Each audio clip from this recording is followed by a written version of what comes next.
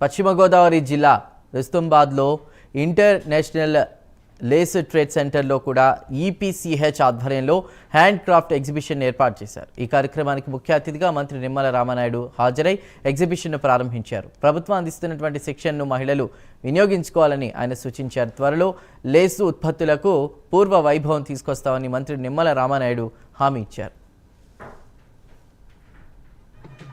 ఎందుకంటే ఈవేళ ఏదైతే ఈ రాష్ట్రంలో నిరుద్యోగ సమస్య ఏదైతే పెద్ద ఎత్తున ఉందో, ఎందుకంటే గత 5 సంవత్సరాల్లో ఏదైతే ఇక రాష్ట్రానికి వచ్చినటువంటి పరిశ్రమలు పారిశ్రామికవేత్తలు ఎట్లా ఇతర పొరుగు రాష్ట్రాలకి పోయారో మనందరం కూడా చూసాం.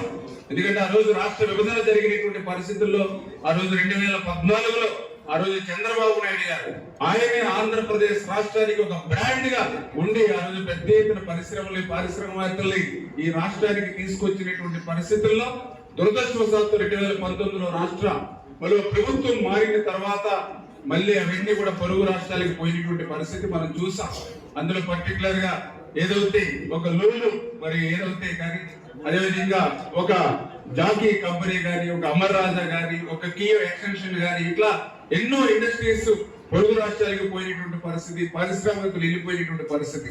మళ్ళీ ఈ రోజు మీ అందరి ఆశీర్వాదంతో ఈ రోజు తెలుగుదేశం, జనసేన, బీజేపీ ప్రభుత్వం ఈ రోజు ఈ రాష్ట్రంలో అధికారంలోకి వచ్చిన తర్వాత మళ్ళీ ఏదైతే ఆ పరిశ్రమను పారిశ్రామికవేత్తలను మళ్ళీ ఈ రాష్ట్రానికి తీసుకొచ్చేటువంటి ప్రయత్నం ఎంత పెద్ద ఎత్తున జరుగుతుందో మీ అందరికీ తెలుసు.